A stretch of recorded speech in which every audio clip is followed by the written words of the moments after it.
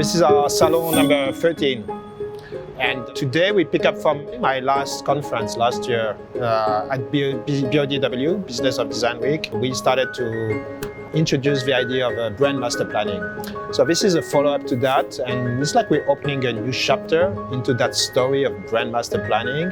And we're talking this year more about what role plays a narrative and storytelling into building brands and getting people to connect with brands.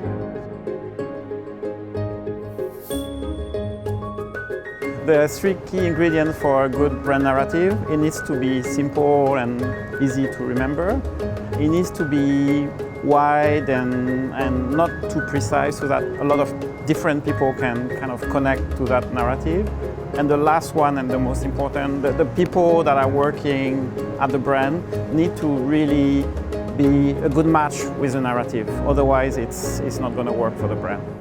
When you work with creative people, they're creative, so they go everywhere. Like, I want to do that, I want to do this. And my job was to be very annoying and say, no, you cannot do that. This is not part of the narrative. I think having a point of difference is the most important thing about finding something that an audience will find interesting and unique. So we recently did a project for refurbishing the cafe at the Royal Academy of Arts in London. And we had a very tight brief. We had to complete the whole project within 4 months. So we took one of the paintings that had actually been painted in the space as our sort of point at which the narrative for the project came out of it. And I think that was about the whole project in one thing. So we took that as our inspiration.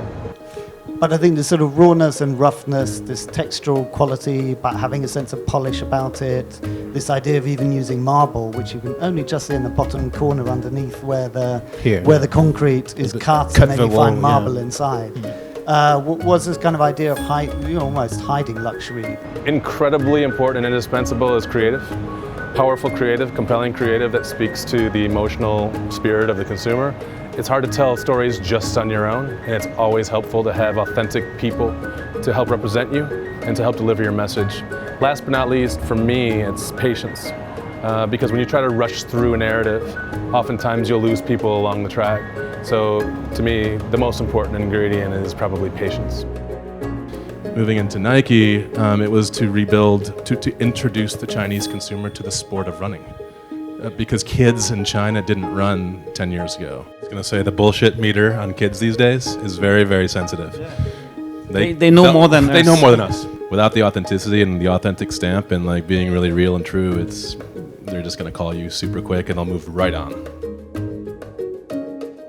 To say creative, I mainly do two very different things. On certain days, I really try to meet a lot of new people I don't know, people that are doing something very different from me. And some other day, I meet nobody. So I have to kind of do both. Sometimes be very social and sometimes just being in my more dream world. Traveling. To me, looking at new places with a fresh pair of eyes, I think is enormously sort of creative and inspiring as an experience. Tapping into what my kids are up to, 13, 10, and 4, plenty of creativity there, and just understanding what makes them tick and what they are trying to learn.